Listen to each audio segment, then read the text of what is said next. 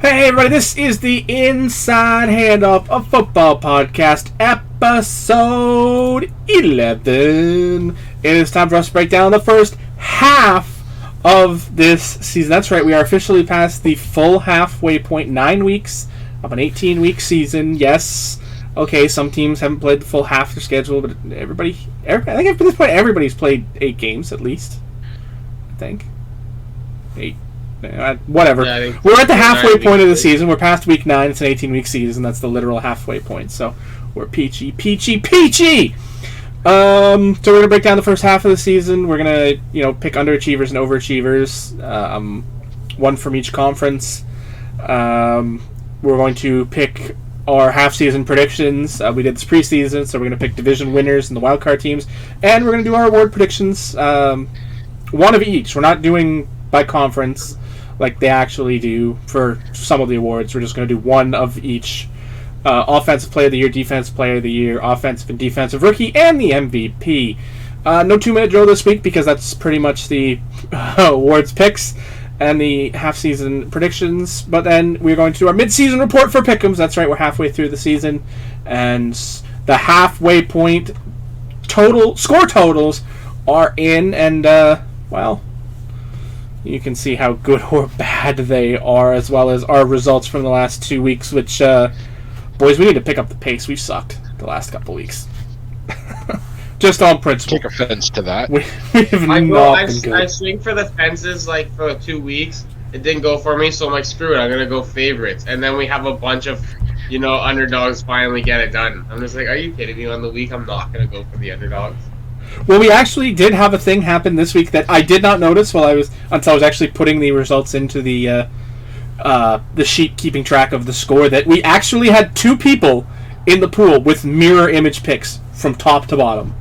Picked the same winners and the same losers for every game last weekend. So there is, of course, a tie. The question is, how many people are tied? You'll find out when we get to the pick'em segment at the end. So in the meantime, obviously, this is the Inside Handoff Football Podcast. I'm your host, Johnny B. It's a pleasure to be here with you guys as we talk the halfway point of this NFL season. Of course, joining me as always are my colleagues and cohorts in the panel box directly above my head. My boy Zach, how you doing this week, buddy? Actually got a bunch of stuff prepared for this week. So, I'm picking up all Jared's slack that he doesn't want to come with anything to the table anymore. It's terrible. It's true. We had to listen to like a 5-minute phone conversation he had with his girl in the pre-show. Just 5 minutes of "I'll be back," and then we had to listen to the phone call. It felt like that moment in a true crime show where you're just listening to the phone calls between 2 people, and you learn about them, and you get to the end of the phone call, and they're like, "Yeah, I see why they're together. It's perfect." And that's literally the moment we had. She was making jokes that, if you've watched this show since the beginning or at any point, you know the quality of Jared's jokes and the types of jokes Jared tells, and she's telling the same ones, and it just... Wow. Hashtag rolling them tits up. Whoa! Whoa! Well, Zach and I had the benefit of hearing that joke in full before the show, so I think we both understand that one, and... Okay. Very few listeners are going to understand that, I imagine. If any at all. Alright, we talked enough. Jared, you're in the corner up to... Oh, no, you're in this corner up here. How you doing, buddy? I am doing fantastic. I am criminally unprepared for this episode. I have had a hectic half week so far. I actually had to delay the recording of the show for a little bit. And, no, I'm doing pretty good otherwise. Also, no, okay, I'll bite my tongue on that one. Don't give me that smirk, Zach. I see you over there. It's hard not to smirk a little bit. Yeah. I can't see Johnny. My life is better for it. So, I'm here to talk some football. We got a little bit of news that's unsettling lately, I guess. I don't know. Remember when the stories used to just be on the field? I don't know. Well, we're keeping it to the field this man. week. We're gonna Good, leave some of that other stuff out because it I'm happened in the content last. with leaving my hot takes in the closet for this week.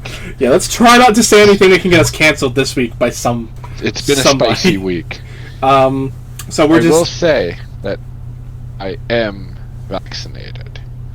I can say it as a full sentence, not dance around it. I'm a Green Bay Packer fan, so I could say I'm immunized, and that means what you think it means. Wearing prick. Although this week that's probably not the same thing as what you would have thought a week ago. Okay, enough about that. We're going to jump right in. We're going to break the huddle. We got 2 topics for that this week. One of them is snoozy, and the other one is just who's up, who's down, one team each conference. But we're going to start with the big news of the week, and that is that Odell Beckham Jr. and the Cleveland Browns reworked his contract, dropping 2 years off the end. Oh, God. Why do you go through problems every time we start a show? Oh, that's not my fault. I blame the bacon eater I had for dinner. Ugh. Okay. Every time. Basically, he just farted on the air. That was all esophageal. That was a burp. Thank you very much. Okay. Okay. Odell Beckham renegotiated 2 years off the end of his contract. He had a 3-year. Now it was a 1 year, and they chose to waive him and release him on Monday, as per the negotiated agreement between the two parties. He passed through waivers. He is now officially a free agent. So, the question is, Odell Beckham Jr., where does he land?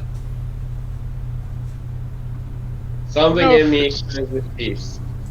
I just feel like it's the Chiefs. They haven't really been mentioned.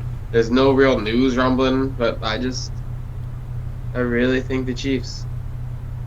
I think it's less a commentary about where he lands, but rather the aspect that he didn't land somewhere. He sees himself as, to quote himself, he wants to go to a contender.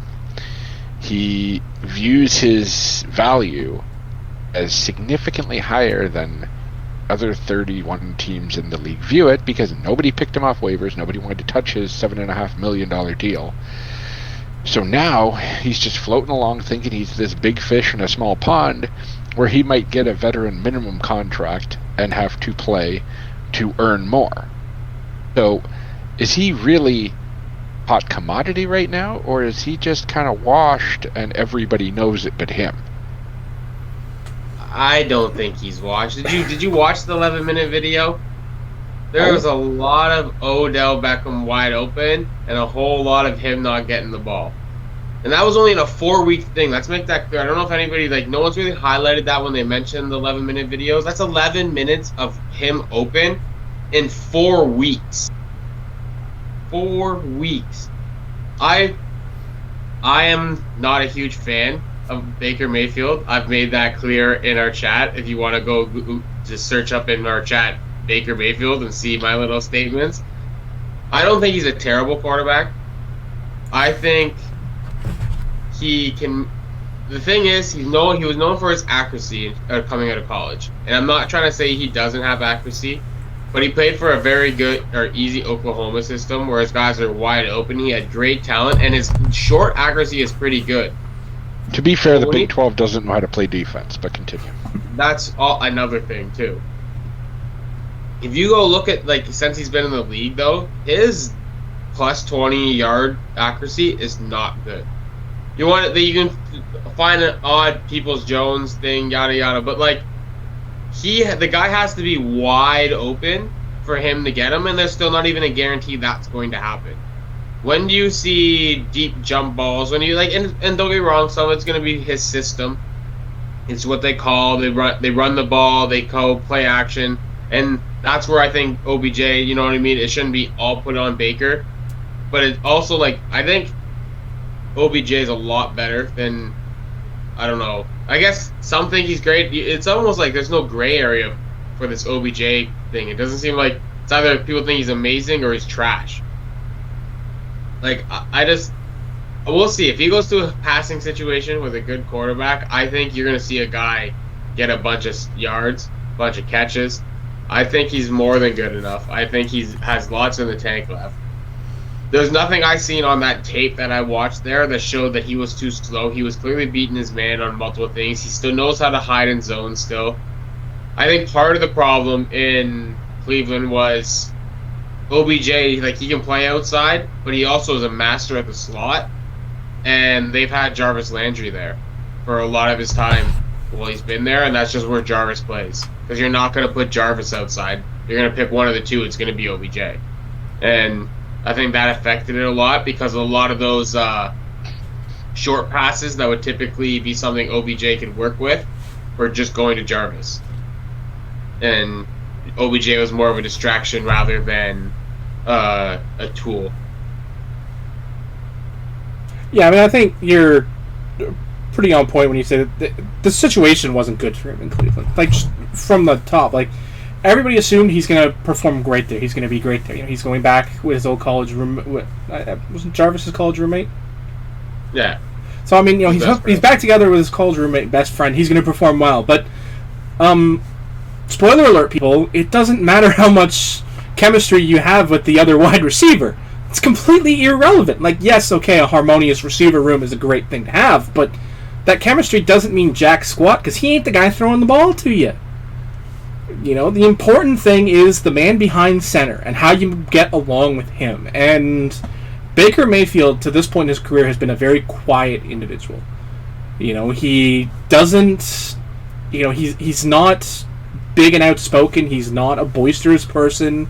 You know, I mean, look at the way he dresses for press conference. The guy shows up like an extra from the Breakfast Club. You know, like, he doesn't... You know, he doesn't want to be the loudest guy in the room. Odell Beckham Jr. wants to be the loudest man in the room.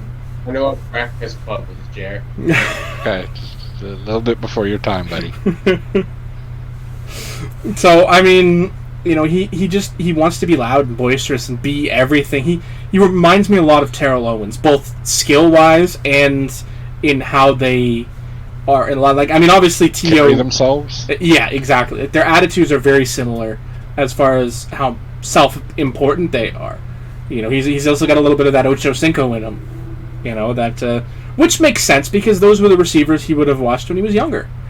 You know, like, it's a very prime example. You know, you emulate those that you watched, and, you know, he would have grown up watching Terrell Owens and Chad Johnson and what was generally a very outspoken core of wide receivers around that era.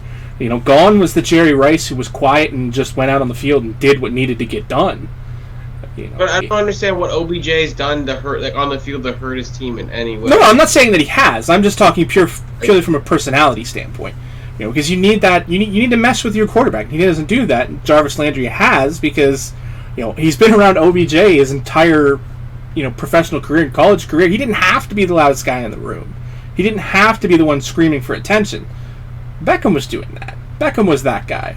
So Jarvis could just perform on the field and, you know, be the cool guy, you know, be the friend and deal with all that. And it worked great, but he just never had the chemistry with Baker Mayfield that he was necessary. And, you know, like Zach, you pointed out that he wasn't utilized effectively. You know, he was a big guy playing the outside where he is also well-suited to being the inside man. And that's fine. You play where you're best suited, but when you're the outside guy... You hearing that too, Jer? What? You're a little choppy. I'm a little choppy. That is weird. Yeah, you're like robotic for a little bit. Huh. I guess we'll play it where it lies, but if there was some issues there, I apologize for that. I'll check it out. You seem good again. Later to see what happened. Yeah, there was no issues here. I didn't notice anything in the recording bar, so hopefully it was just an internet issue that didn't actually affect the recording, just you guys hearing it. But you know, it didn't work out in Cleveland. He didn't have the success he needed. The team didn't have the success he wanted. It just never worked out.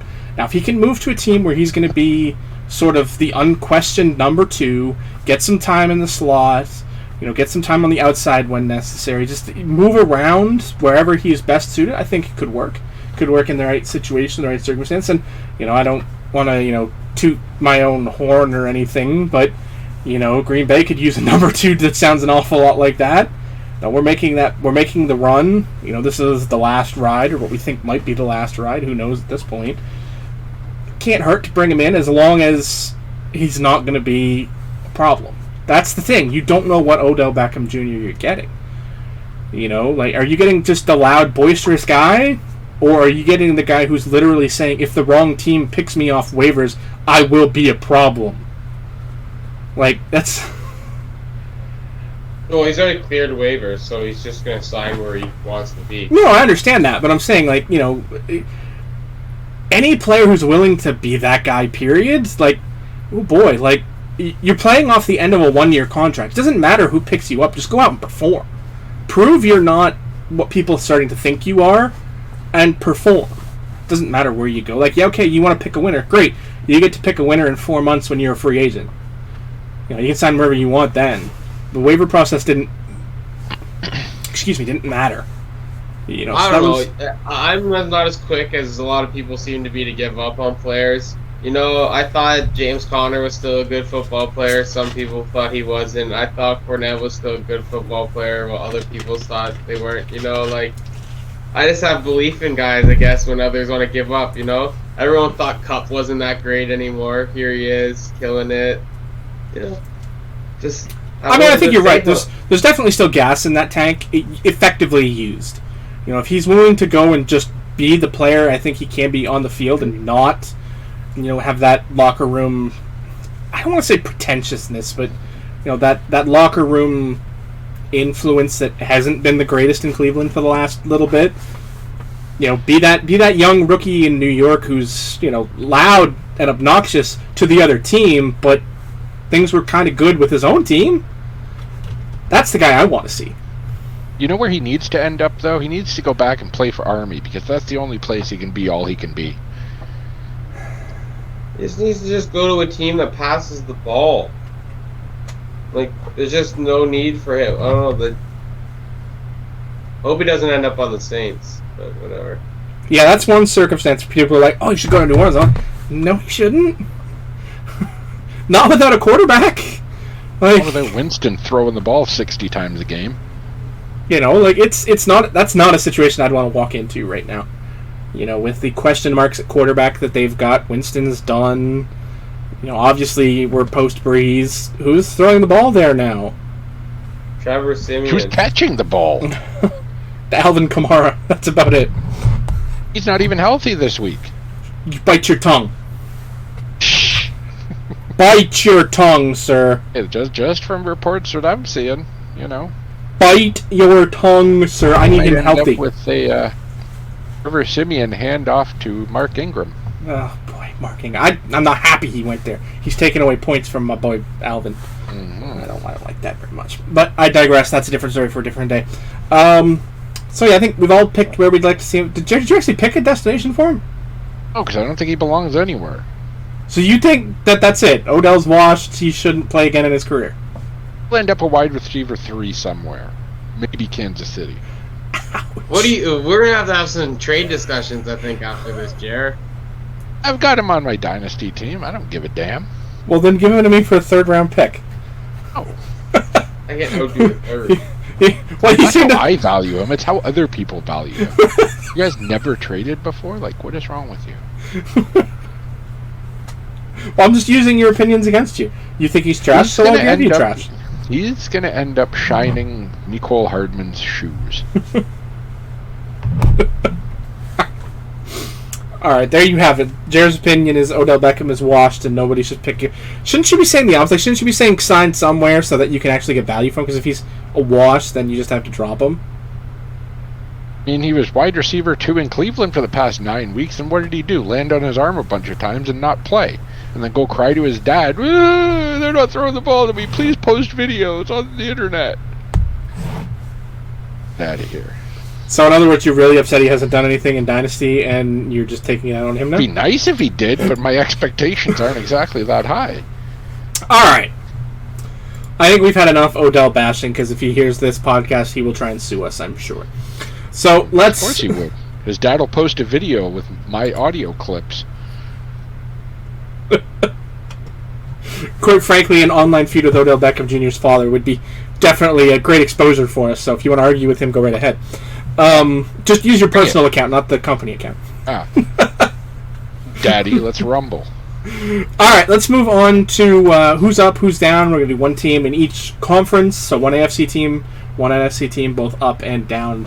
A team that's above your expectations and a team that is below your expectations. Who would like to go first? You can space them out. So do all four at once. How are we doing this here? We'll start with AFC. AFC first, yeah. Start with AFC. Go AFC first. We're doing like division by division, or just No, just one team that fits the criteria of So both. Jared's already, so I'll go first.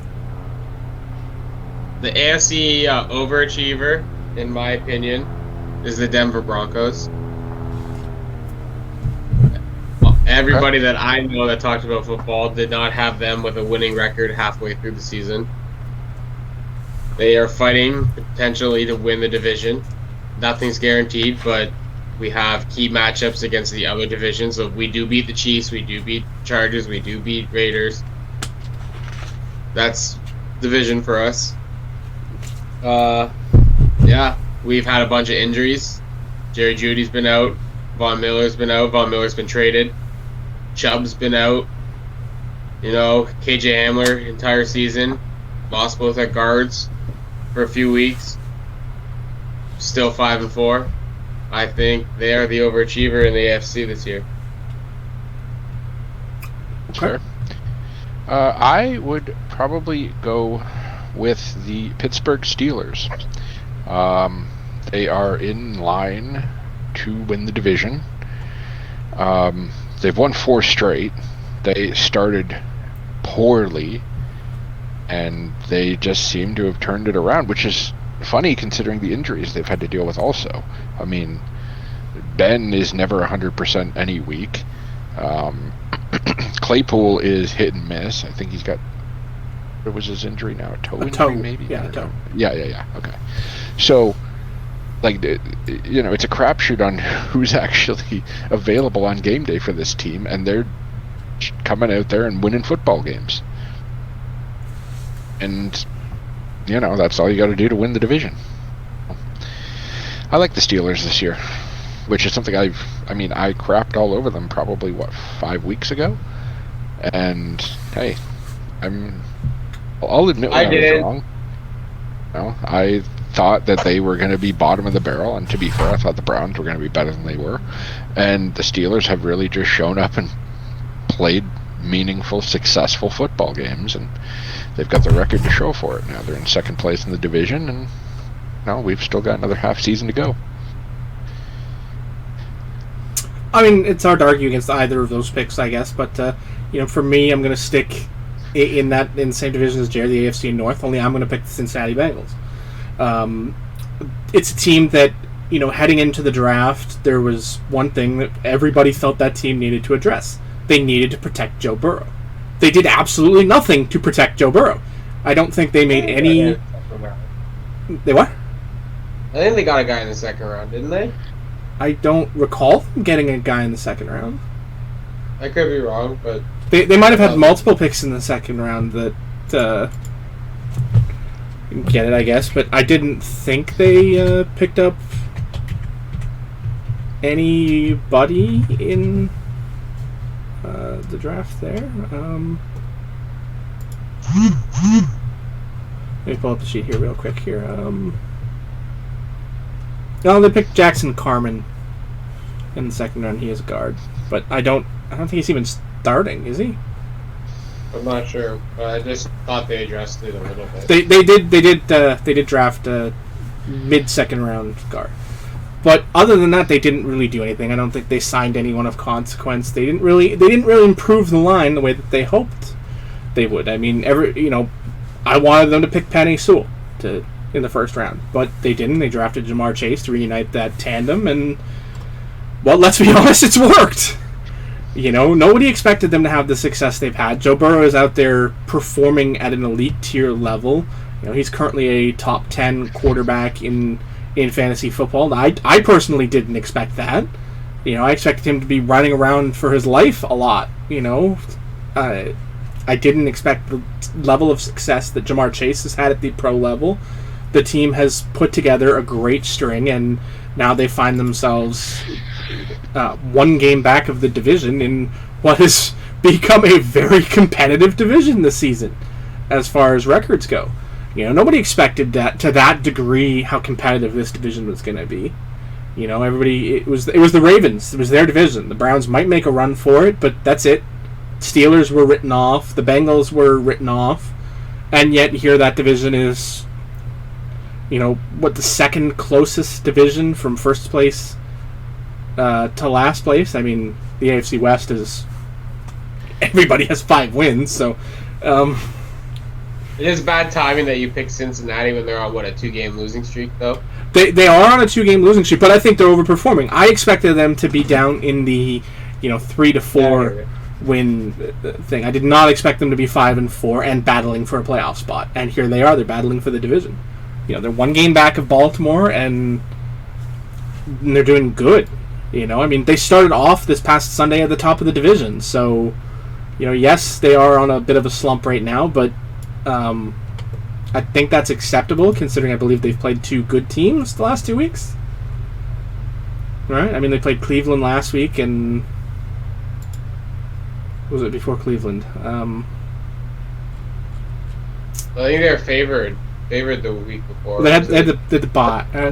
Yeah, they had the Browns in week 9, and the week before that was the Jets. So that one, okay, they should have beat the Jets, but...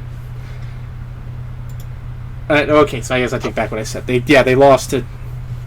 They lost a game they shouldn't have lost. They lost a trap game. That's going to happen. Everybody loses. Everybody falls into the trap every now and again.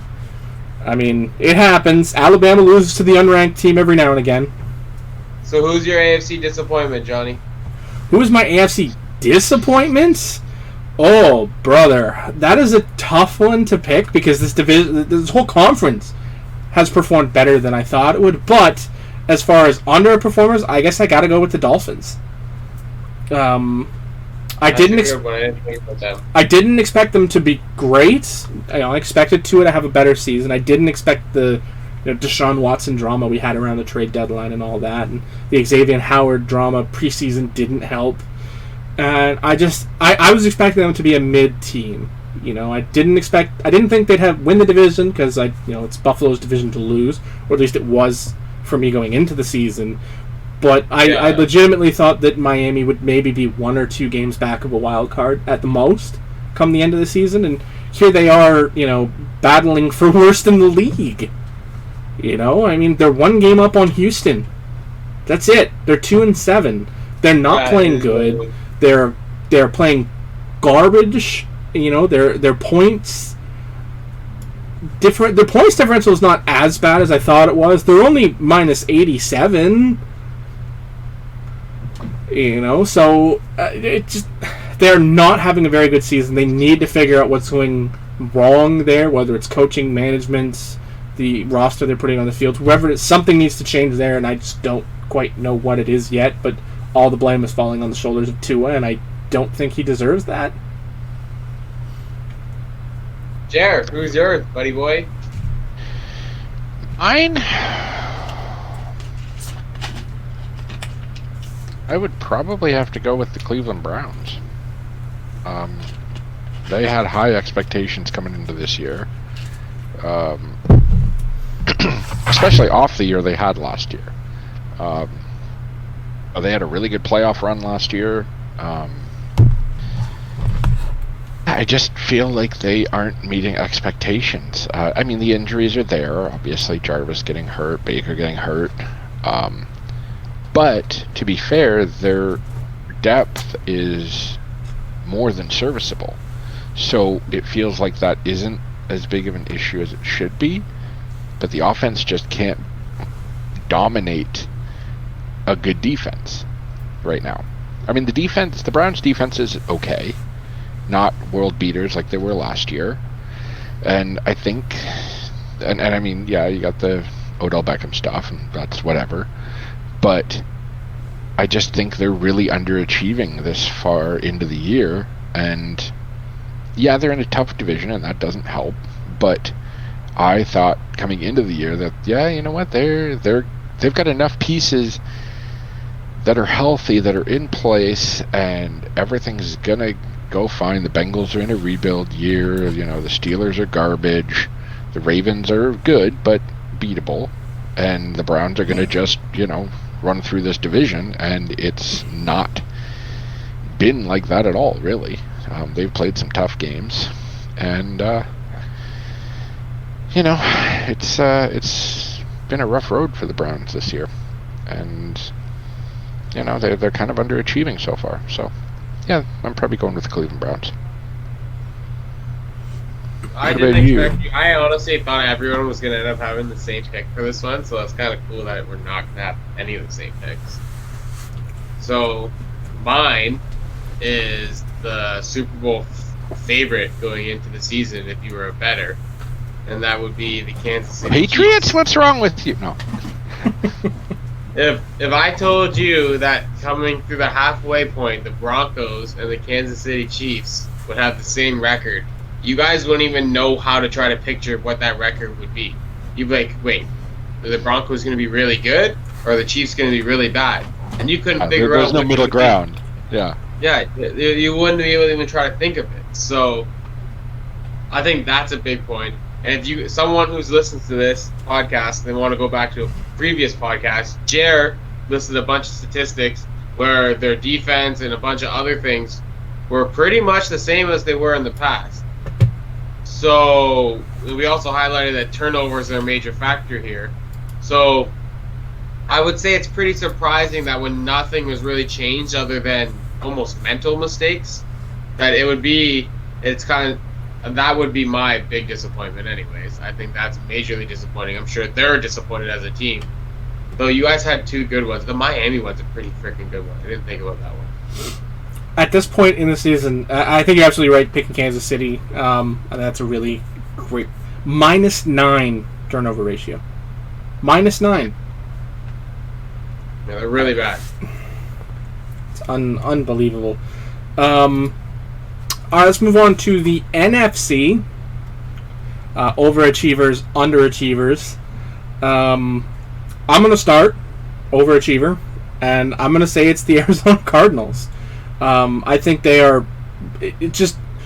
I did not expect them to, at the halfway point, to have a single loss on their record. A single loss on their record. I don't think anybody expected that. The team is playing above its... everything. Every category, they're just doing phenomenally well. Kyler Murray is up there as an MVP candidate. That defense is just lights out. I mean, they have a point differential of 122.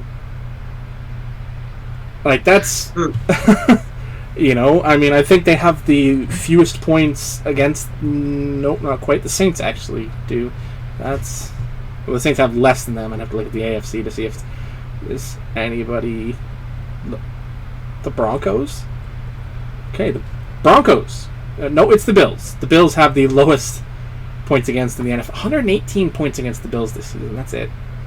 That's lost 3 games. But there's buys and stuff, so all these stats are... That's why. Well, this is strictly at the halfway point. Just total points is what I'm looking at. Yeah, I know, but there's some teams that still haven't had their buys yet, so they're going to be up on most other teams. Bills had their bye. They've only played 8 games. So. I know, that's what I'm saying. So teams that play 9 are going to allow more points allowed. Fair enough. But it's not even particularly close.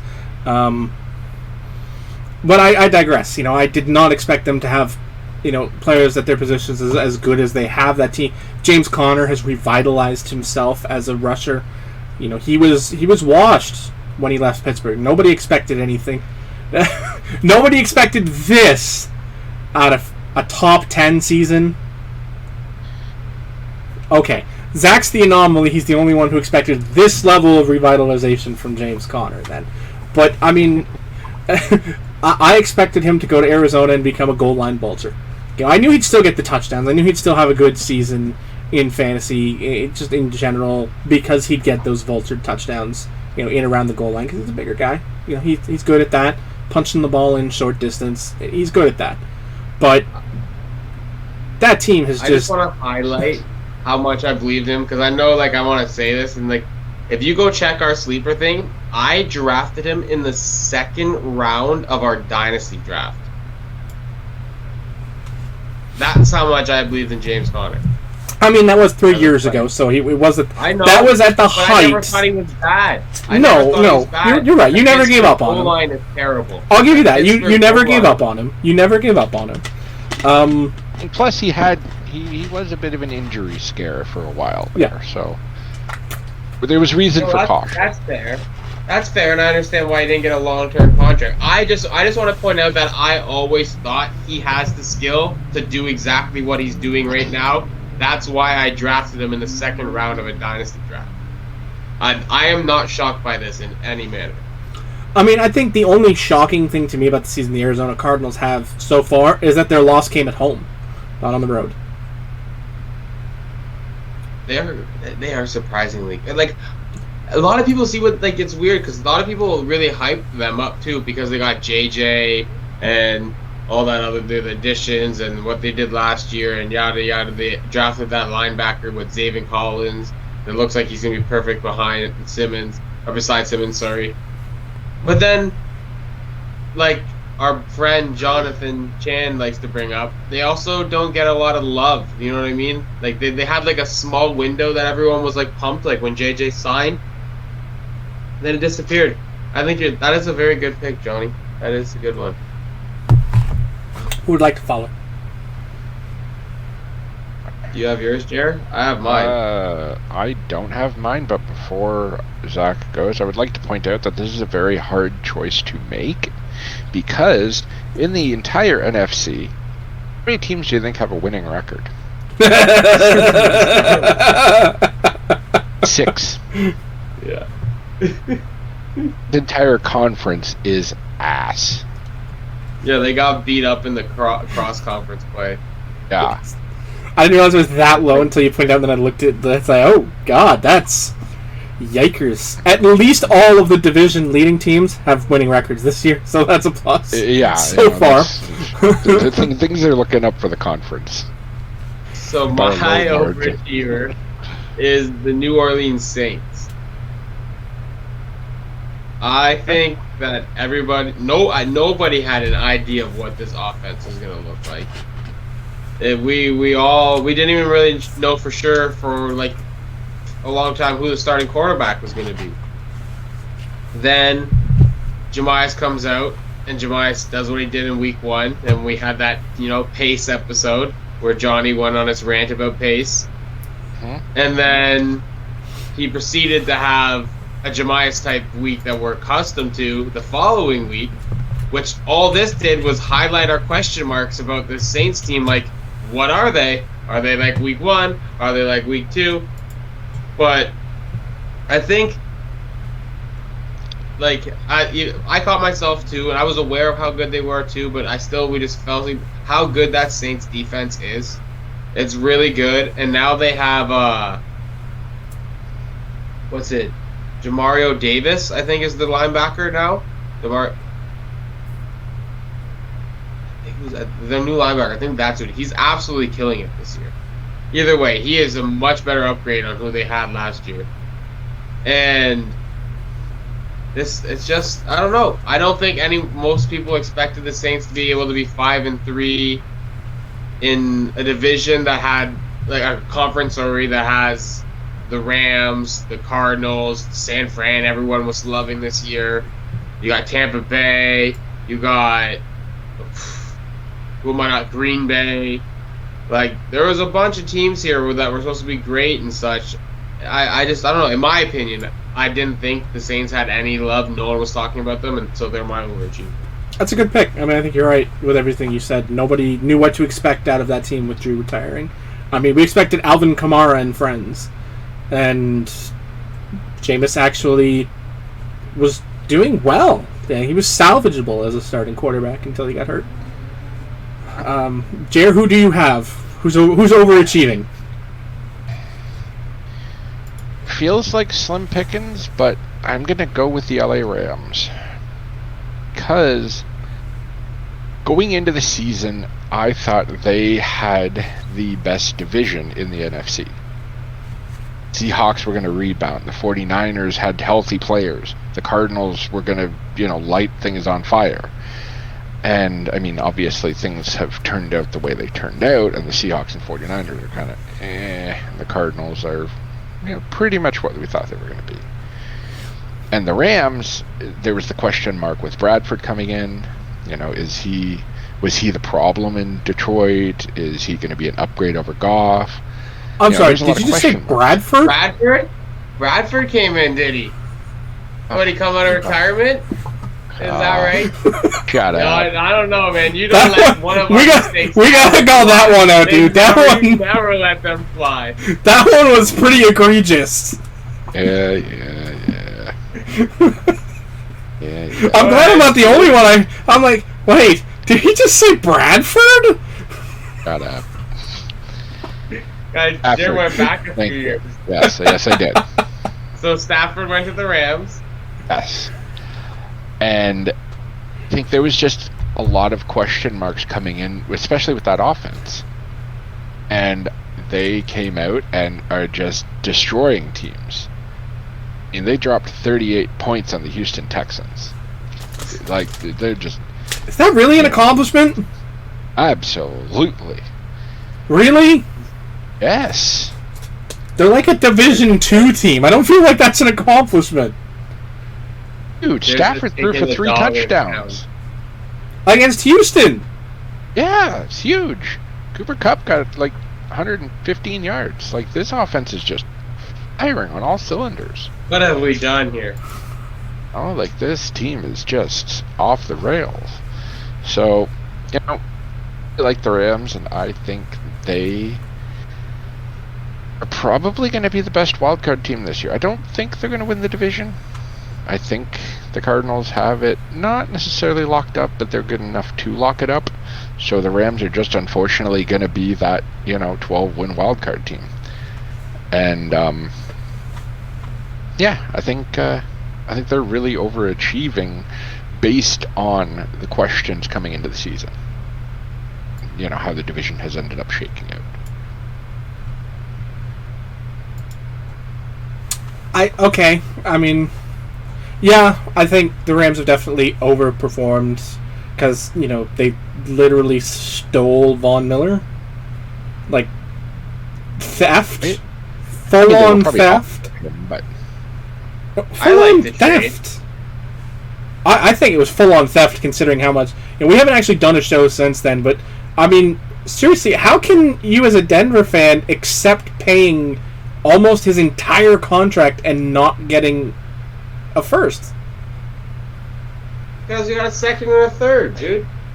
I don't know. I mean, if you want me to pay $9 million off the guy's salary, you're giving me a first to do it.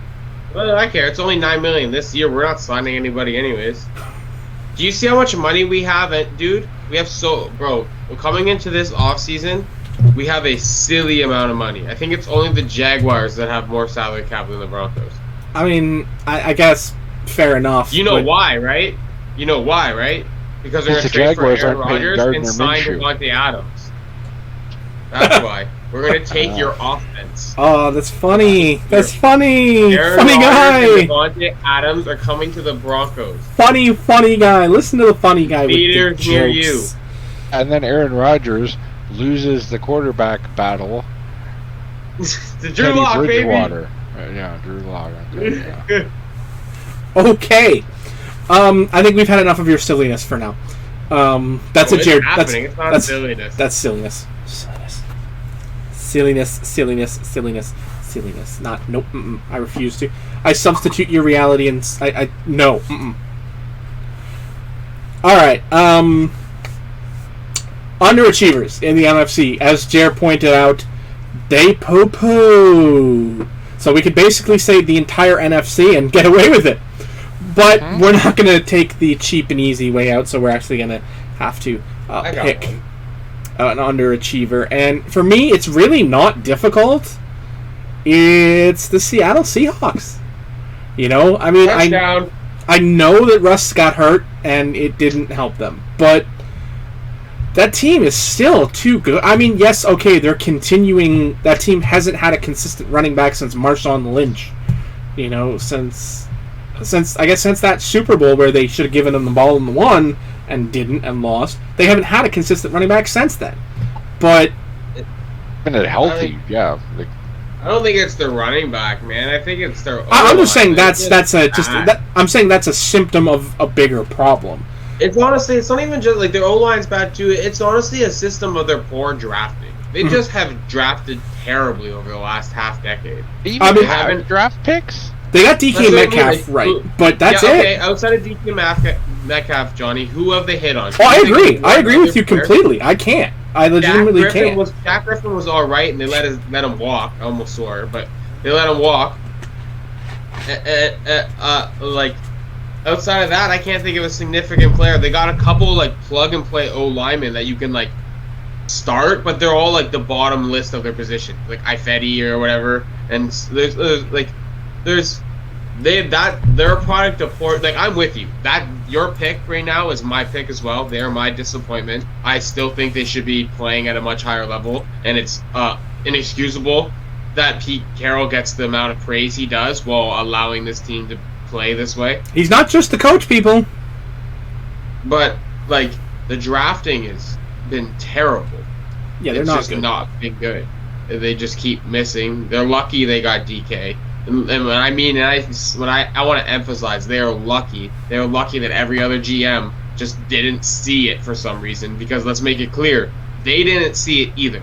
They skipped on DK Metcalf. Should have been a first rounder. I don't know who in their right mind believes he wasn't a first rounder because he doesn't get low on his routes. The guy's a monster. The guy's like 6 feet tall, 6+ feet tall. Well, he's not going to get low. I want him to get up. I just want to also just make it. They passed on him. There are like when people are like, oh, the teams but Seattle. No. All 32 teams passed on DK Metcalf, and then most of them passed on him a second time.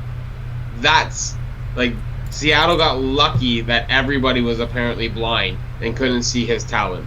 Outside of that, they haven't really hit anywhere. Absolutely nowhere. And then they traded away 2 firsts for a safety.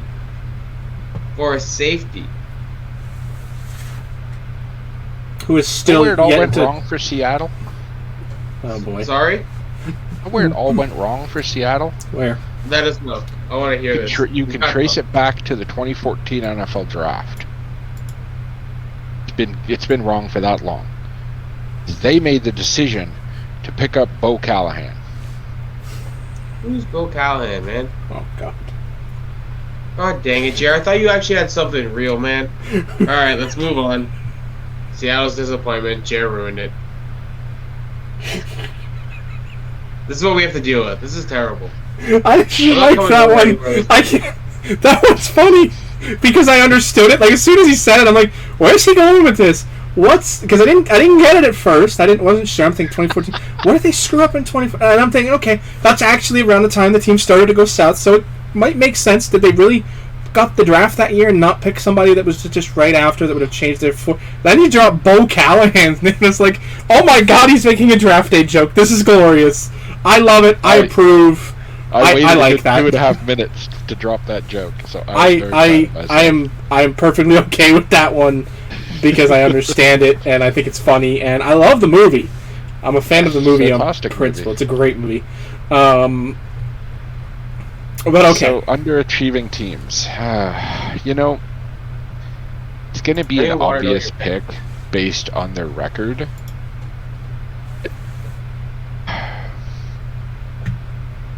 I think the Detroit Lions have underachieved this year. And yes, they're 0-8 and they're a terrible team this year. But I mean, coming into the year, knew they were going to be bad. They weren't winning the division. They weren't Super Bowl contenders. None of that.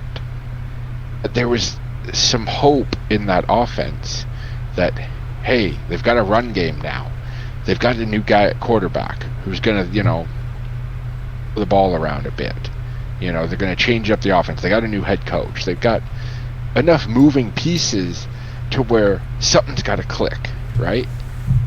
No, they're not going to be the basement dwellers.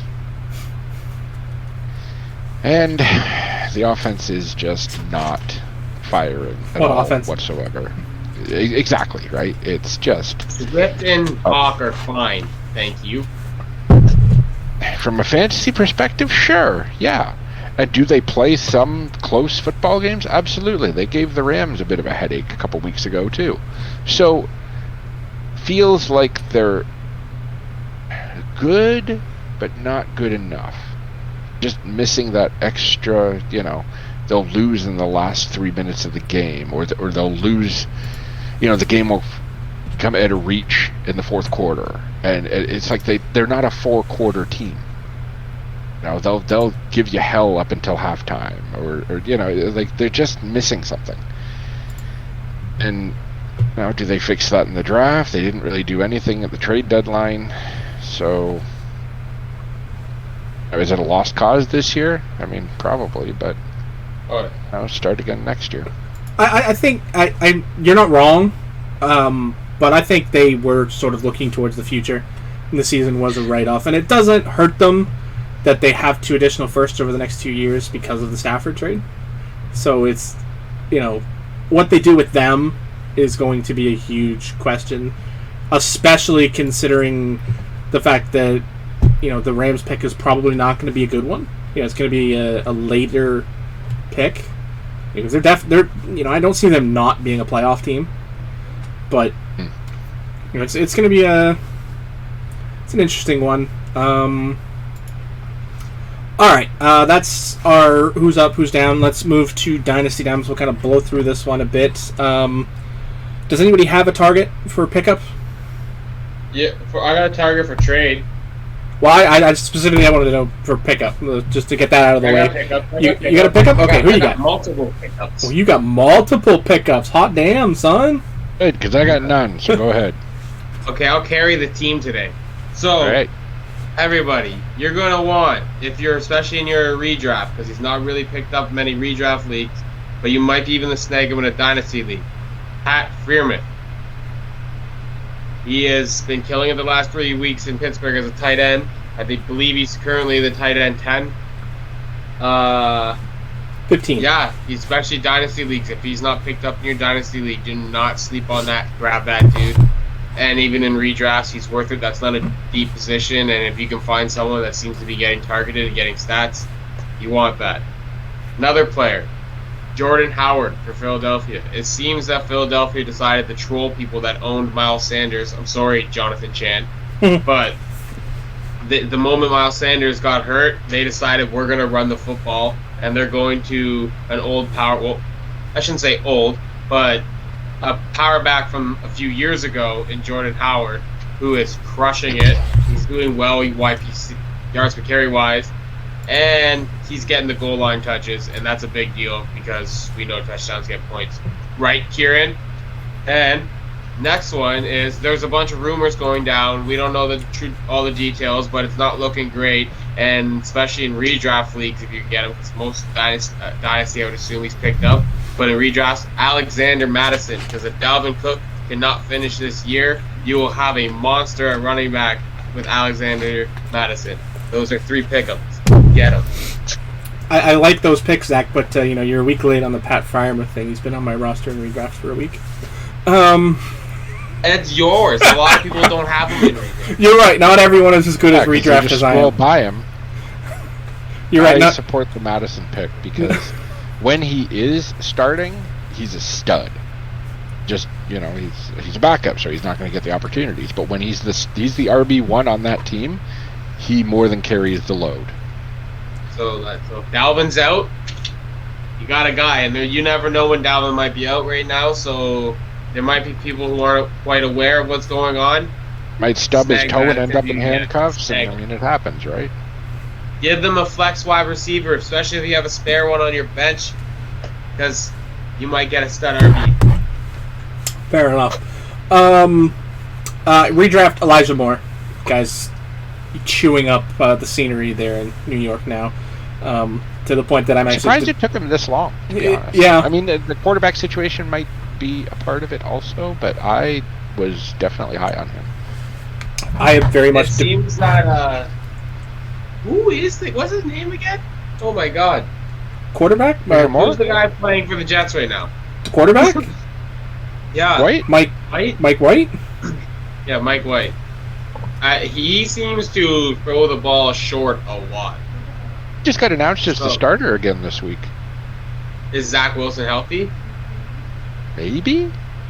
I don't honestly know. I just think if they go back to Zach Wilson, it's still to be determined who's the guy. But that's a good pickup, though, until that happens.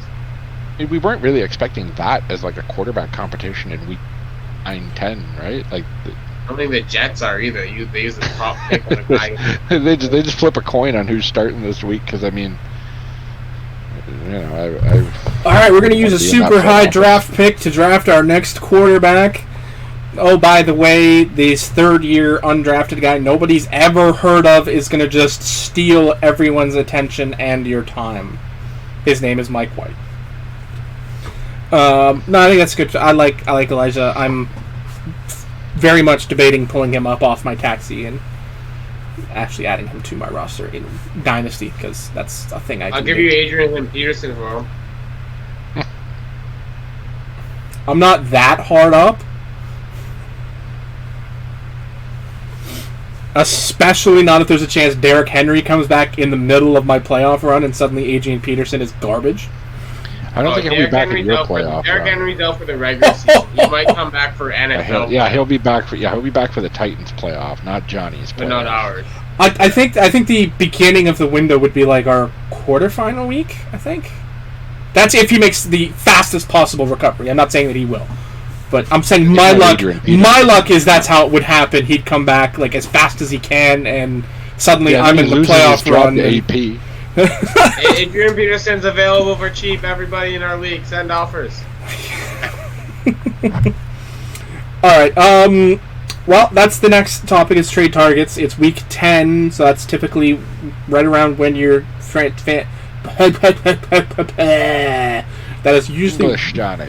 Yeah, that is usually right around your fantasy trade deadlines. Some a little later, some even a little earlier. But ours is, I believe, next Tuesday.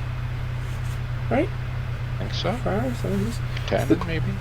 The first day after week 10 is over, I think. Like it's Tuesday or maybe Monday night. Either way, it's within the next week for us. So, who are you targeting? I mean, obviously, you don't have to give up the GOAT until you're actually targeting, and you're actively targeting. But who are you looking at to target? So I think if there's other people in leagues that you're chasing a championship, and there's a person like our friend here, Jer, who's an OBJ owner, you should be able to snag him pretty cheap. You could probably get him for a second right now because there's a lot of nervous people out there. I would say if you're chasing a championship, he's worth the second, because if he gets in the right offense, you got yourself a stud, and at the very least, you get yourself a flex option, and that's always good when you're chasing a championship. That's my guy. Jer, who's your guy? Who are you looking at?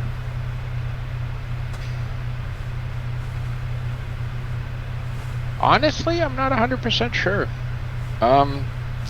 If He you're said looking he was for, prepared.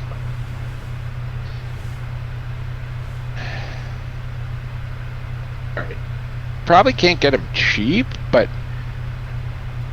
I think Kenyon Drake is a good pickup. Because the Raiders' offense is obviously in fluctuation at the moment, where you don't really know where the ball's going outside of Edwards and Waller. Did they pick up anybody else? I don't think. Renfro, yeah. But I mean, the run game is through Jacobs, and Jacobs is a tremendous running back. And if he's healthy, he's their guy. But change of pace guy who can get a touchdown here and there, it's a flex option. He's probably going for cheap because he's had some down weeks, so his value isn't quite. It's a what the heck flex. I think it's worth third, maybe. No, a low end third. I think there's value there. I mean, for me, it's tough, to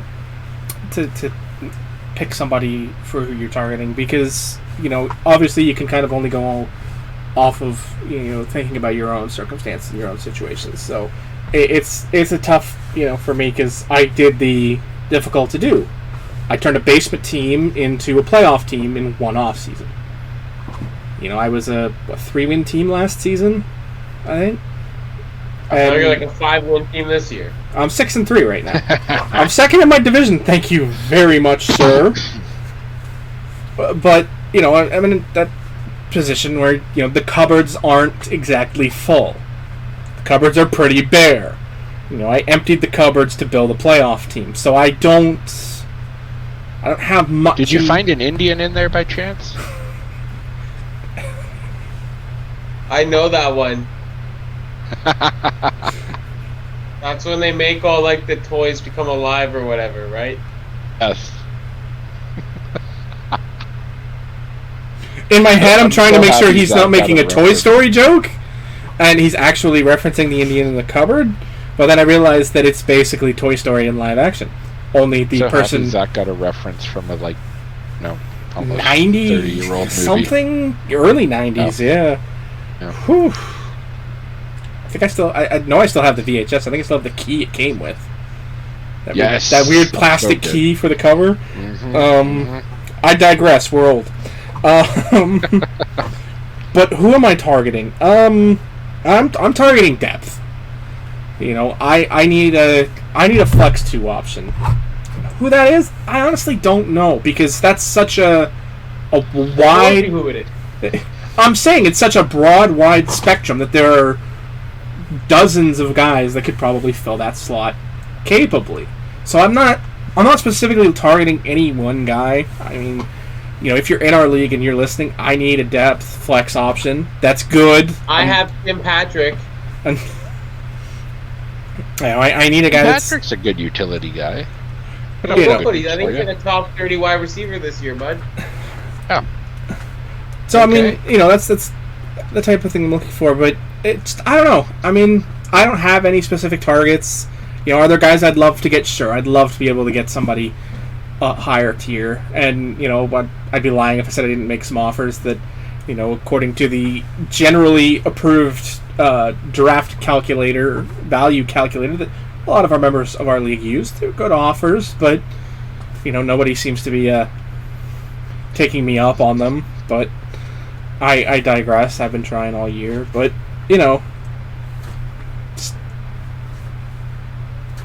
pick your position of need and figure out who you can target and throw a whole bunch of crap at the wall and see if anything sticks. That's my my trade deadline strategy. Throw a whole bunch of crap at the wall and see what sticks. All right, let's move on to the booth review. We're going to do our predictions for who's going to win the divisions and who your wild card teams are. Obviously, that's division winners and 3 wild card teams per conference. So, we are going to start, again, we'll start with the AFC. We'll start with, what? Why are you giving me the look? Nothing. Go ahead. What? It's weird, you said that all of a sudden I got the stink eye like I'm doing something weird. It's like, it's a pretty normal thing. Go to the AFC. You just said some wild cards or something? I thought we were just picking division winners. And wild cards? I didn't do wild cards.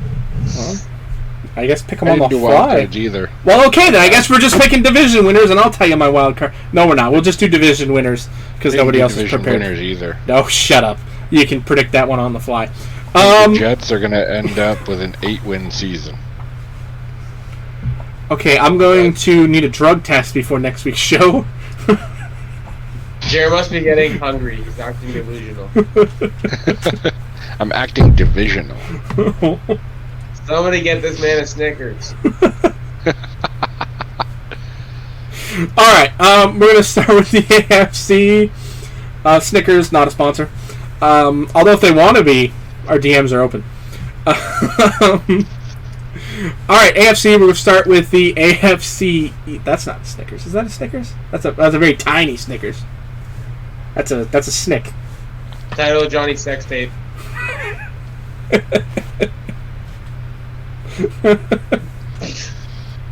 I love Brooklyn Nine-Nine, so I approve of that joke.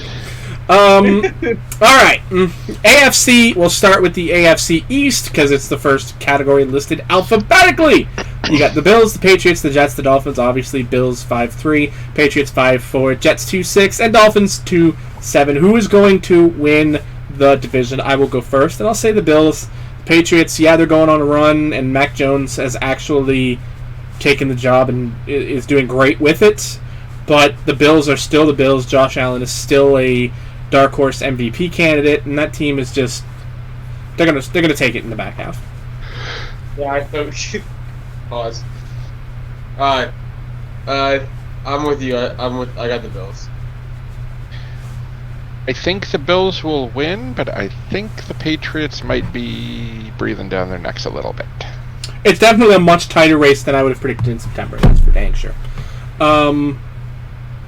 Okay, let's move to the AFC North. 6-2 Ravens, 5-3 Steelers, and 5-4 for the Browns and the Bengals. Very, very tight division right now.